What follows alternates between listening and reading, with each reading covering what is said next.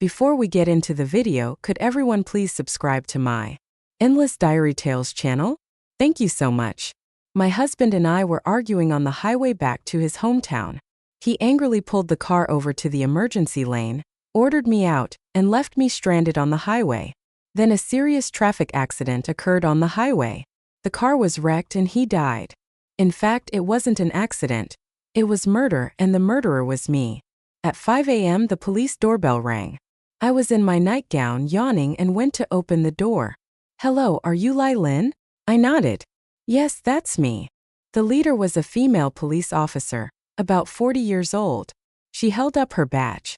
I saw her name on it, Trudy Tran. "We are from the River North City Police Department.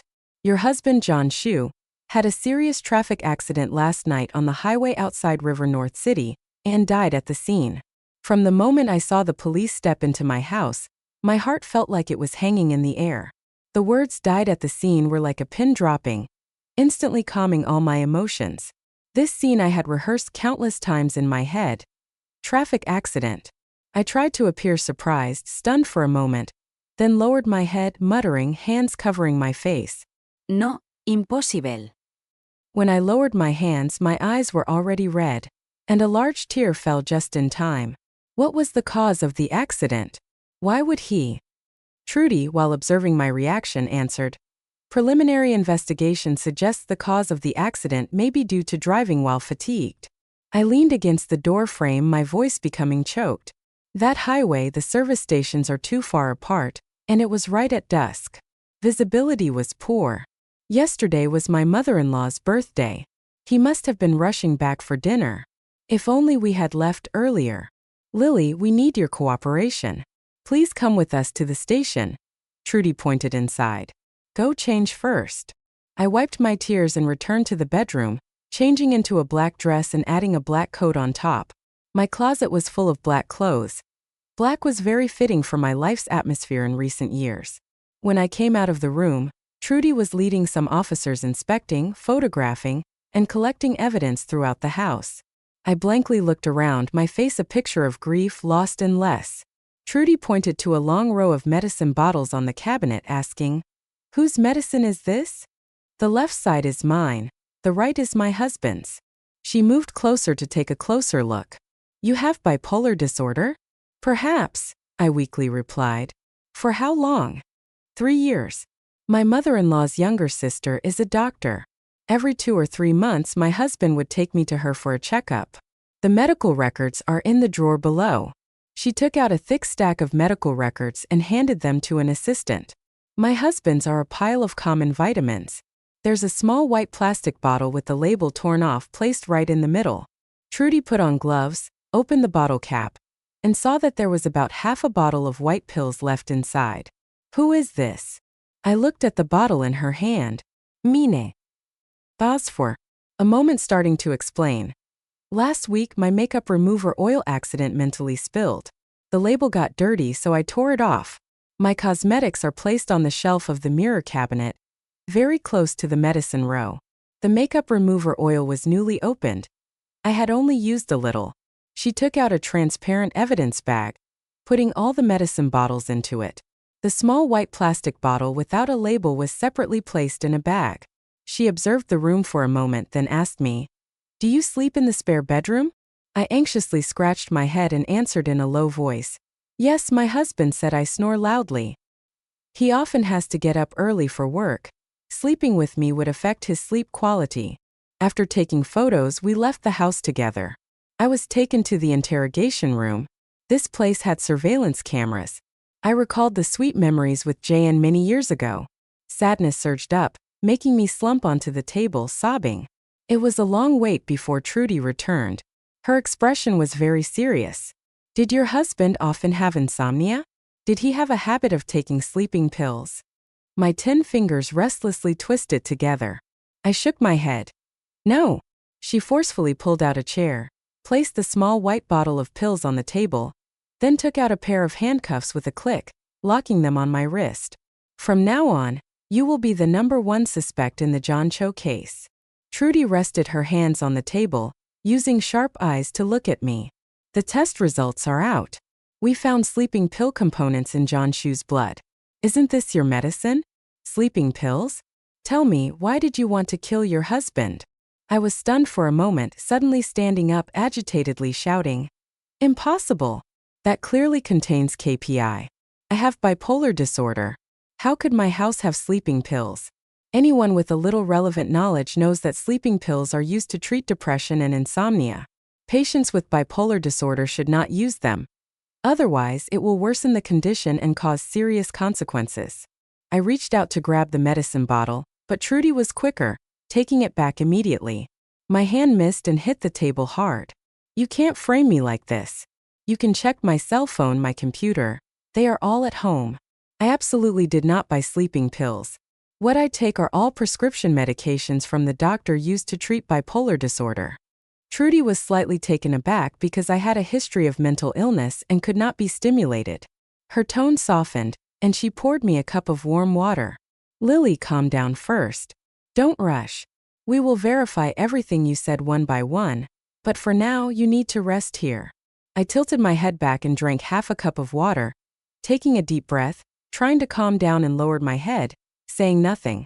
Trudy went out again.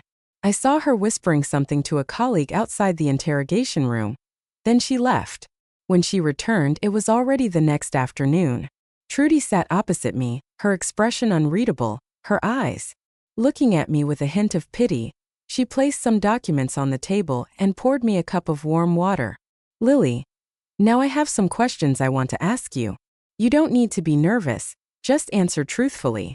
The temperature in the room was slightly cold. My hands held the cup of water. My 10 cold fingers gradually warmed up, and I felt like I was coming back to life. How was your relationship with your husband? Normally, he was very good to me. It's just. I covered my face, my eyes already red as if remembering his smile and voice. Tears spilled from between my fingers as I cried silently. It's all my fault. I couldn't make him happy. He often said there was no wife like me. I am such a failure, he said. Women must be capable and competent, but no matter how hard I tried, I couldn't cook a dish that satisfied him. Each month I only earned a few thousand, which didn't help his career at all. These words were all what my husband had said to me. John was very good at manipulating others. In his words, I was just a useless woman, good for nothing. Besides him, no one would want me. All my successes and joys were not worth mentioning. He infinitely magnified my shortcomings. Since marrying him, he always spoke ill of my close friends, forcing me to stay away from them. At that time I was fascinated by him, obediently listening to his words. I no longer had friends. Under John's brainwashing day after day, I fell into a vortex of inferiority. My temper also became increasingly irritable. Later, I met Dr. Jane at my mother-in-law's house, who is my mother-in-law's younger sister. She is a well-known psychologist in the area. She diagnosed me with bipolar disorder, prescribed medication for me, and gave me many professional advice and guidance. But I had been treated many times, and the condition did not improve at all. It even showed signs of becoming more serious. I cried and blamed myself. I have a hot temper and I have to go to the doctor and take medicine. I am really a failed wife. Married for 5 years, John would remind me of my failure and incompetence every few days. These words I carefully remembered. My cell phone was taken away by Trudy. She must have read all the chat history. I cried even louder. It's all my fault. If it weren't for me leaving the unlabeled medicine bottle there, he wouldn't have mistakenly taken the wrong medicine and drunk sleeping pills. If it weren't for me taking too long to get ready, not controlling my emotions, arguing with him on the road, and being kicked out of the car, perhaps he wouldn't have had an accident. After he had the accident, the dash cam must have also been taken by the police for thorough investigation. I said everything was true. I cried and begged Police Officer Tran. Everyone must investigate clearly who on earth changed my medicine. Who killed my husband? Trudy lowered her head and scribbled a few strokes in her notebook, sighed, and comforted me with a few words. Then she asked again, "How is your relationship with your mother-in-law?" I was stunned. The back of my hand wiped away tears. My mother-in-law is also very good to me. 6 years ago my parents had an accident. Besides a large amount of compensation, they left nothing. Knowing I no longer had family, My mother-in-law treated me like her own daughter. She especially spent over $5 million to buy an apartment for us as our wedding home, and also gave $880,000 as bridal gifts for us to decorate the house. She gave me full respect. Everyone outside said I was lucky. Trudy keenly caught a suspicious point, directly asking why the wedding home is only under John's name. I nodded. My mother-in-law said she wanted to arrange everything properly before letting John marry me. Women shouldn't worry about trivial things like daily necessities. They will age easily. Trudy raised her eyebrows, scoffing lightly with a disapproving look. She suspected the harmonious relationship of our family. My emotions immediately surged up and I hurriedly defended. They are all very sincere to me. Although I can't have children, they have never disliked me. My mother-in-law always treats me like her own daughter. 3 years ago, she even spent tens of thousands to buy me many kinds of insurance. Trudy repeated. Your mother-in-law bought you a lot of insurance? I nodded vigorously. Yes, that's right. She is very good to me, spending a lot of money without any hesitation. My emotions became even more agitated, unable to accept any suspicion. Therefore, I also reciprocated her kindness, using my last money to buy insurance for my mother-in-law and John. I didn't tell them our family always thinks of each other. The relationship is very harmonious and beautiful. Because no evidence was found for me buying sleeping pills and intentionally poisoning John, after 48 hours of detention, Trudy personally came to remove the handcuffs for me. Lily, you can go home now. I lowered my head looking at my hands. The ring finger of my left hand had a simple ring. This ring almost cost me half my life to get. My hands were very clean but not slender or smooth. John often complained that I didn't cook well, not having many dishes. So almost every day after getting off work, I would soak in the kitchen, causing my hands to be prematurely damaged by oil and dish soap. I looked up again, tears welling up. Police Officer Tran, can I see John? Trudy hesitated a little, finally nodding. The car accident was very horrific. John's body has been stitched up. You must be mentally prepared. She led me into the forensic room. The strong smell of disinfectant mixed with the smell of blood and a strange, indescribable smell made people nauseous. John lay on the dissection table, his body covered with a white cloth, only barely recognizable as a human shape. A blood-stained arm was exposed outside the ring on his hand, the same as mine, which had been removed by the forensic doctor, washed clean, and placed in an evidence bag beside it, leaving a faint pale mark around his finger. I thumped and knelt on the cold floor of the forensic room, curling up and bursting into sobs. Silent sobs. Mom and Dad abandoned me. Why did you abandon me too? I cried until my voice was gone. John, you once said you would take care of me for life. Why did you leave me alone? Why did you kick me out of the car? Why didn't you take me with you? Trudy couldn't bear to watch anymore, stepping forward to help me up, gently patting my back to comfort me. Just then the sound of hurried high heels came from outside. A woman about 50 years old wearing high heels and heavy makeup, but due to uncontrolled emotions, her makeup was smeared and her sideburns were messy. It was my mother-in-law, Jane Snow. Beside her was a young woman in loose clothing holding a baby boy, less than 1 year old, in her arms. The ring finger of her left hand also wore a simple ring like ours. Jane had just received the news from her hometown and rushed over. She hurriedly rushed in, snatching the white cloth off John's face. His face was not severely disfigured. The blood had been washed away, and his features were still recognizable. Just a glance and she collapsed to the ground, wailing loudly. My son! My son! My poor son! You died so tragically. Seeing me standing beside her, she immediately crawled up, baring her fangs and brandishing her claws, lunging at me. Lily Lynn, it must be you.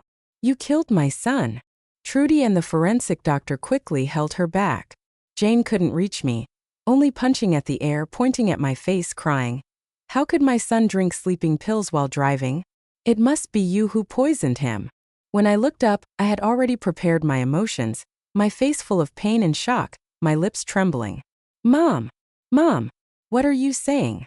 My innocent expression successfully stimulated Jane.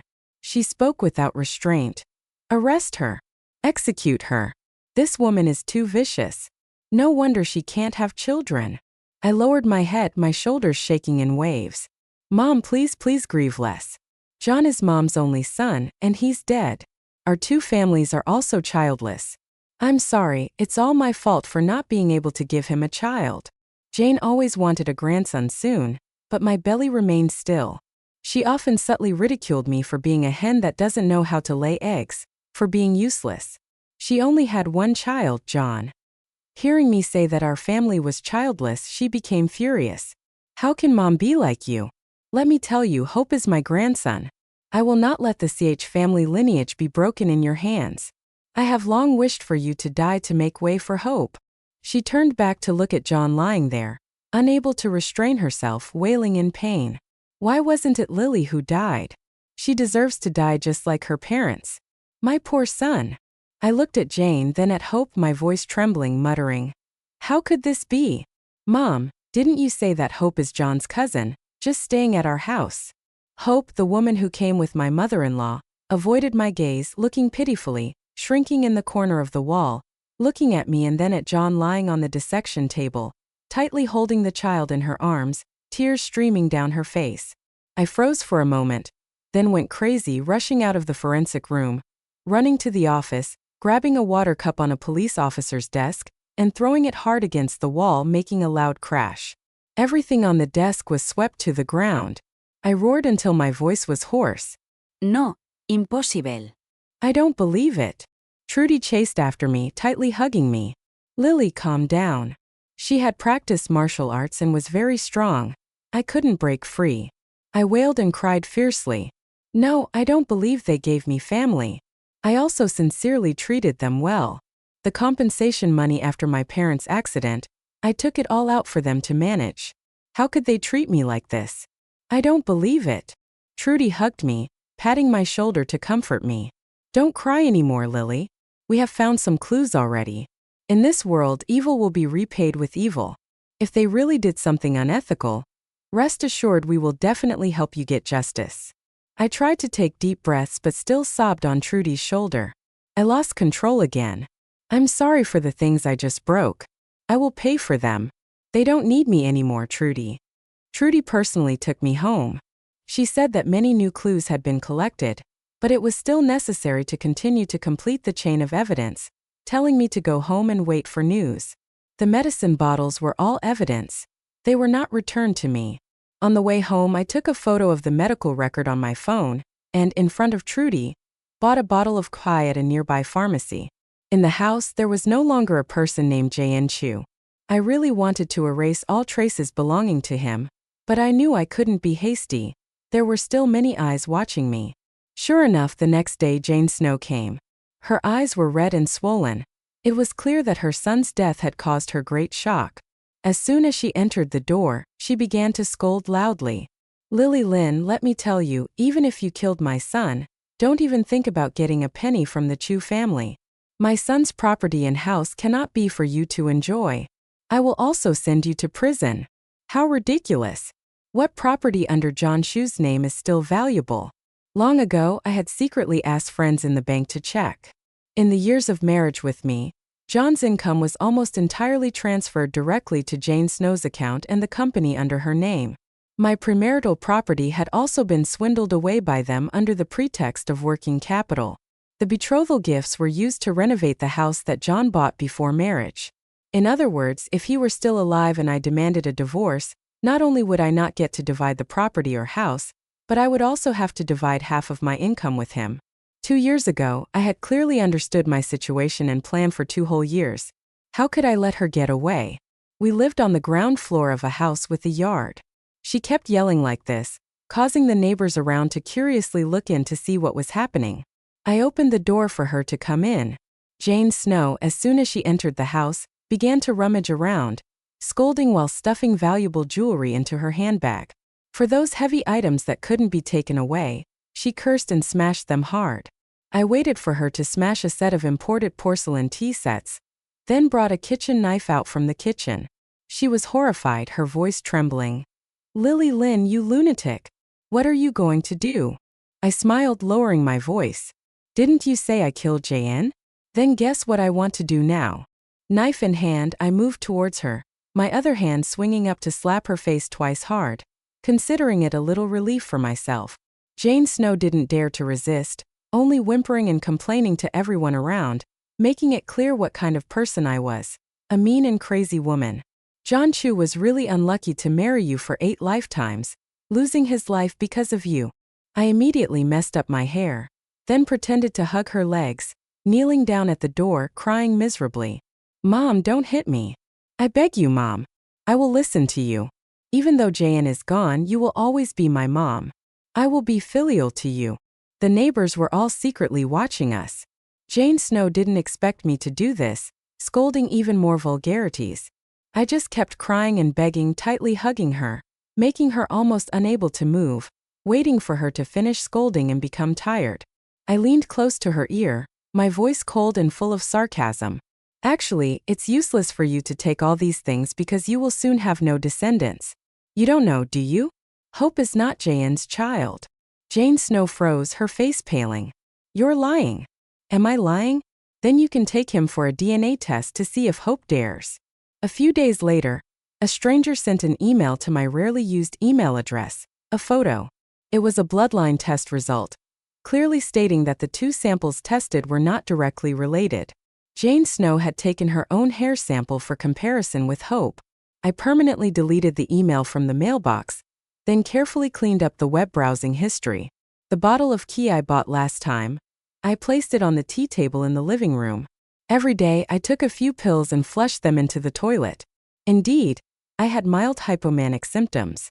This was a consequence of the mental shock after my parents' death, plus the psychological blows and continuous attacks from Jayan Chu. But the condition was not so severe that it required long-term KPI intake. John Chu and his mother deliberately boasted about Dr. Jane in front of me, building trust in me, then bringing me to see her. They made me believe that I had severe hypomania and needed to take medication regularly. Those pills I took for a whole year, and the symptoms became increasingly worse. Every time I suspected John Chu, he and his mother would sternly warn me, emphasizing that this idea was very dangerous, saying that only severe illness would produce such absurd thoughts. In the end, I stopped the medication without telling them, secretly flushing the pills down. In the toilet once a day, when John continued to psychologically manipulate me, I lied that I snored when sleeping. I immediately took the opportunity to propose sleeping in the next room. At this time, he already had Hope by his side, so he agreed. From then on, I no longer shared a bed with him. A few days later, Trudy came to find me. When she saw the luxurious house, now only with bare walls, even the teacup was chipped. Her eyes added a bit of pity and helplessness. I was dressed in black, bowing my head to greet her like a newly widowed woman, full of grief and pain. She sat down, picked up the bottle of K-pie on the table, shaking it lightly as if unintentionally. In the bottle, only half the medicine was left. Keen as a police officer, Trudy would definitely notice something. Do you feel better? I shook my head. Still the same. Hypomania is probably a difficult disease to cure. Changing doctors, don't take this medicine anymore. I shook my head again. Still the same. Hypomania is probably a difficult disease to cure. Changing doctors is useless. She put down the medicine bottle, placing a thick stack of documents on the table. We investigated and found out that Dr. Jane had acted to change the medicine. Your sleeping pills probably came from her clinic. I covered my mouth, silent for a long time, then asked, so does that mean she and my mother-in-law colluded to change the medicine to harm me? Trudy looked at me, saying nothing. I smiled bitterly. They disliked me for not being able to have children, so they had already found a replacement and even gave birth to a child while I was still foolishly thinking that Hope was John's cousin. My parents died and I held hundreds of thousands in compensation money, naively thinking that marrying John would give me support. Who knew they only wanted to steal my money? They changed my medicine, making my illness worse and worse, and also bought insurance for me. It turned out they were waiting for me to die to receive the insurance money. Speaking the last sentences, I seemed to choke with sobs. My hands clenched into fists, fingernails digging into my palms. Trudy gently patted my back to comfort me. There's one more thing, she hesitated, then slowly said. We also found many organ trafficking contracts. Dr. Jane used the clinic to recruit patients who were about to die, using the name of charity, but in fact for organ trafficking. Among them, she placed the document in front of me. Your corneas, kidneys, liver, all have already been pre-ordered. I was startled, jumping up from the sofa. What? They have arranged for me to die early? Really a murder plot? I clutched my chest, extremely horrified, trying to adjust my emotions. Trudy had never encountered such a bizarre case, indignantly scolding Jane. It's really inhumane. After a long while I asked, will Dr. Jane be convicted? Trudy shook her head. She changed your medicine, but there is no intention or motive to kill. Your husband, in essence, mistakenly taking a few sleeping pills is not enough to have a full conviction. Causal relationship leading to his death regarding organ trafficking. Although it violates the law, she only sells organs of people who are about to die or of newly deceased bodies. This is not a serious crime. Contracts that violate the law are invalid. So your part can only be seen as circumstantial evidence in the conspiracy to harm, and cannot be used as a basis for sentencing this crime. It needs someone to file a lawsuit to be able to handle and convict her. She paused for a moment, then continued. Your husband's car accident will be determined as an accidental death. The results will be available in 2 days. Tomorrow you can come to receive his body and belongings. However, I advise you to pursue criminal liability for Dr. Jane and Jane Snow for conspiracy to harm. If you need a lawyer, I can introduce you to one. She was a dedicated female police officer. I gratefully squeezed her hand. Thank you very much. Without you, I really wouldn't know what to do. After Jay Chu's death was determined to be an accidental death, I quickly received a large sum of compensation from the insurance company. As his legal wife, I was the priority heir and received half of his property. Trudy really introduced me to a lawyer, and I seriously protected my legitimate rights by suing Dr. Jane. By the way, I also sued John Chu and Jane Snow for colluding to transfer property during the marriage and using my premarital property without repayment. Trudy also told me that the police found that during the time I and John lived together, he had repeatedly transferred money or bought luxury goods for Hope. She suggested that I could sue to get it back. I said no need. The child was innocent, and Hope was also a woman who would need to live in the future. I let go of Hope and her child. The related evidence was mostly collected by the police for me, which could be used directly, saving a lot of trouble. Anyway, hypomania is a mental illness. In other words, I am a mental patient. If a mentally ill person without evidence stubbornly claims that a famous doctor is plotting to harm her, others will only find me ridiculous. Maybe Dr. Jane could even counterattack, saying that I have severe paranoia. After all, she is also an expert in the field of mental illness. On the day of the second trial, I sat in the plaintiff's seat, coldly looking at Jane Snow. In just a few months her hair had turned white. She mumbled, her lips moving without making a sound. No descendants. Jane Snow suddenly lost her composure, jumping out of the defendant's seat, pointing at me and scolding. Damn it, it's a heartless and vicious daughter. Don't be fooled by her. Even her own parents were killed by her. This cursed thing now wants to harm our whole family. Heavens, why are you tolerating this villain? I coldly looked at her. My parents also died in a traffic accident 6 years ago. I was blinded by love, infatuated with John Chu. He indifferently treated me as a spare tire, but I ignored my parents' objections. Them and alone sought out the person I loved. The day I left my parents wanting to pull me back, they hurriedly drove to chase after me that afternoon. Unfortunately, a car accident occurred on the road. Their car crashed into a large truck. Their small car was almost crushed. The accident scene was horrific. It was said that the forensic doctor had to wear gloves and pick up pieces of flesh and bones and put them into body bags when handling it. After they passed away, I became an orphan and received compensation of up to several million Janu. Suddenly, Janu became enthusiastic towards me, always caring and attentive, quickly making our relationship public to friends. He took me to meet his mother, Jane Snow. As soon as Jane Snow met me, she hugged me, tears streaming down her face, saying, "Child, you have suffered so much. From now on we are your only family. I will love you like your parents loved you." At that time I was extremely moved, vowing to love him for life and to be filial to his mother. 1 year later I married him. I always thought that he gradually moved from vague affection to pity and finally loved me over time. But at that time I completely did not expect that I had stepped into a terrifying trap. Yes, on the surface it seemed like Jane Snow said my parents died because they tried to chase after me.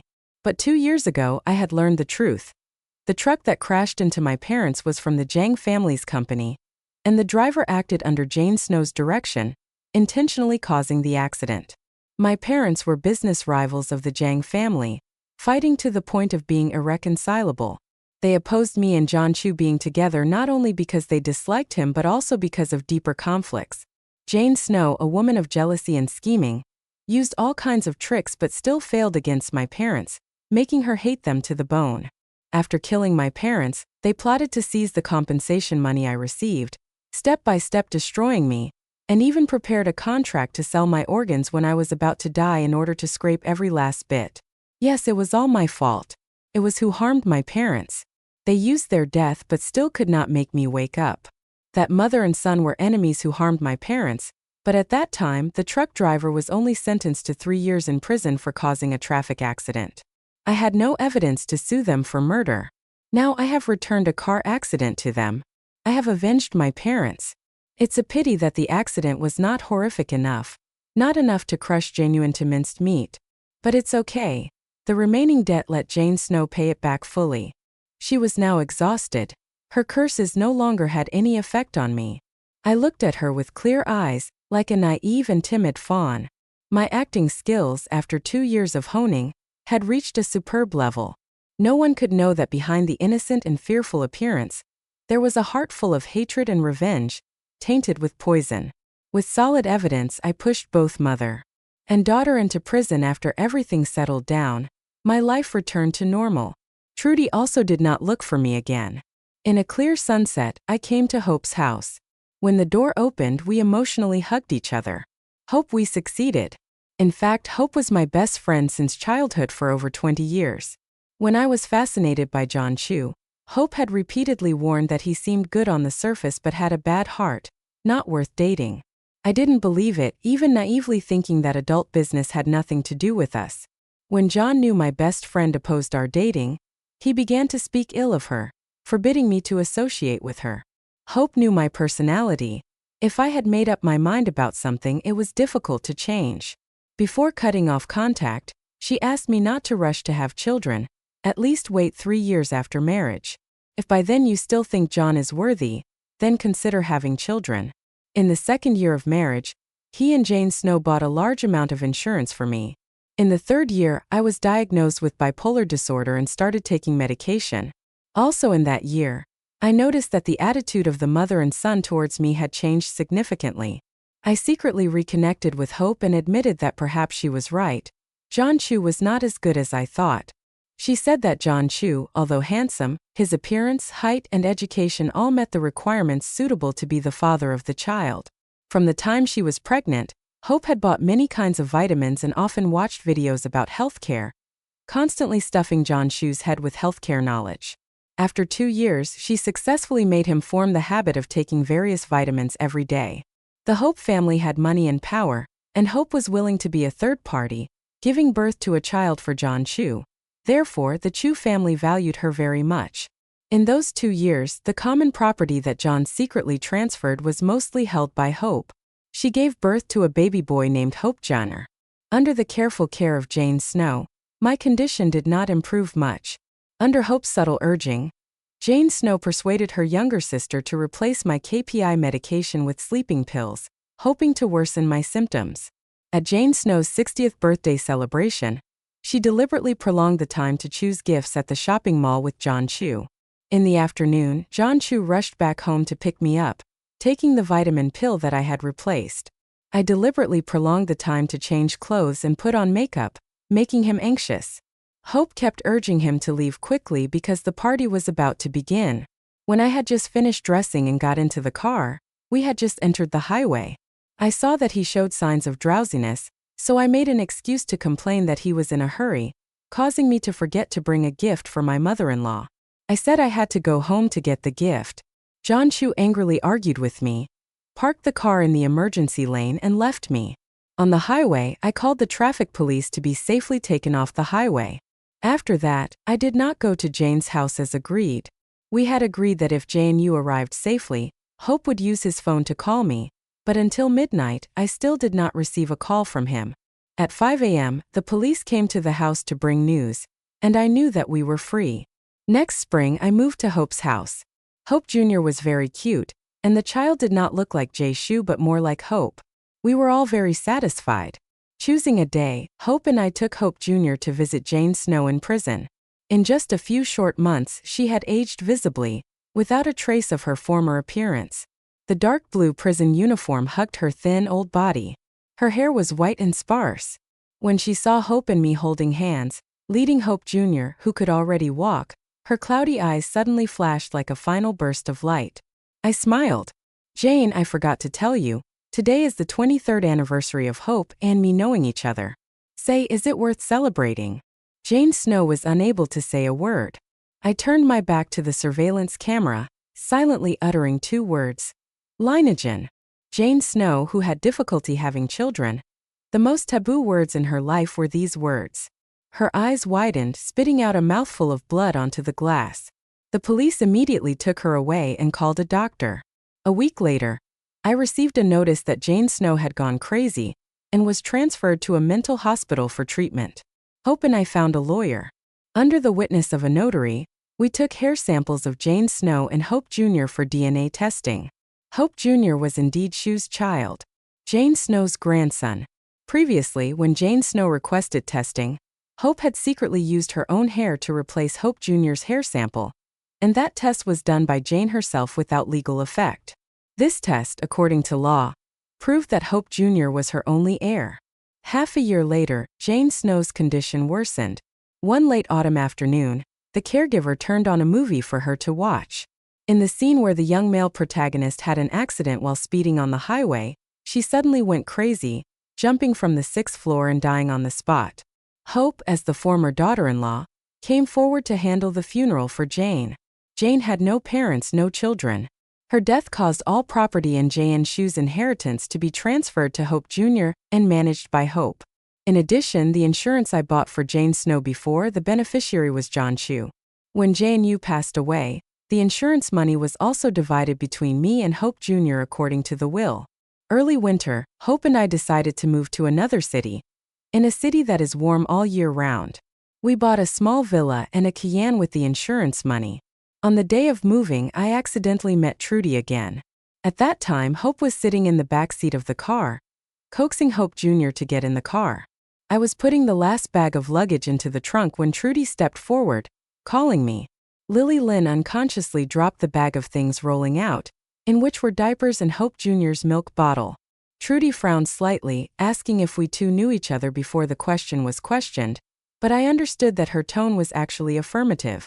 The way she looked at me was like a hawk, making me shudder. After a moment, I smiled awkwardly, pulling her aside. Officer Tran, Trudy took out her phone, showing me a photo. Lily, recently I discovered something. Looking at the screen, I saw it was my birth control pill purchase history from 6 years ago, right after I married John Shu. The purchase amount was quite large, enough for 2 or 3 years of use.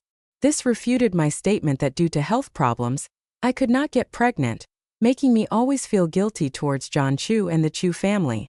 If she continued to investigate Ma and Hope's prior acquaintance, it would also be easily discovered that throughout the 2 years Hope and John Chu were together. Although we were very careful, there were still traces. My whole body went cold, my hands and feet icy, speechless as if waiting for her verdict. But Trudy suddenly pressed permanently delete on the photo right in front of me. I surprisingly raised my head. Officer, are you not going to submit the photo? She looked at me with pity. I once had a younger sister, only 3 years younger than me. She resolutely married a handsome man, ignoring all family objections. That man had a hot temper, an unstable job, and later became addicted to gambling. Every time he lost money, he would beat my sister, demanding money. My sister once wanted a divorce, but he wouldn't agree. Every time my sister filed for divorce, he would find an excuse that the relationship was not completely broken, and my sister would soften her heart and not divorce. Then I asked, then what? She was silent for a moment, then continued to tell, her voice becoming heavy. Then my sister could no longer endure that painful and humiliating marriage, so she committed suicide. Only after she died did we discover that that beast had bought insurance for her long ago. He received a large amount of compensation after she passed away, then moved to another city, married a new wife, and lived freely as if nothing had happened. She gritted her teeth, her eyes red. My sister committed suicide, so the law could not determine that her death was directly related to that beast. I was once a police officer, specializing in tracking down drug criminals, personally sending countless heinous criminals to prison. Yet I could not punish that beast, only watching him roam freely outside the law. Her voice became low. Her hands clenched tightly as if trying to suppress her anger. Her eyes seemed to be filled with tears. More than 10 years have passed, but I still often dream of my sister grabbing my sleeve, crying and asking why I didn't catch all the bad guys. Sometimes I even think if only she wasn't too gentle. Even if she just killed him and then committed suicide herself, it would. It would still be better than destroying herself because of someone else's fault. She sighed a heavy sigh, full of depression, then gently patted my arm, bent down to help me pick up the things that fell on the ground, and then opened the car door for me. In this world, there will always be evils that must be punished, but the law also has its limits. Lily Lynn, go and don't come back again. She watched the car we were leaving in. When the car had gone very far, I could still see her standing there, gently waving goodbye.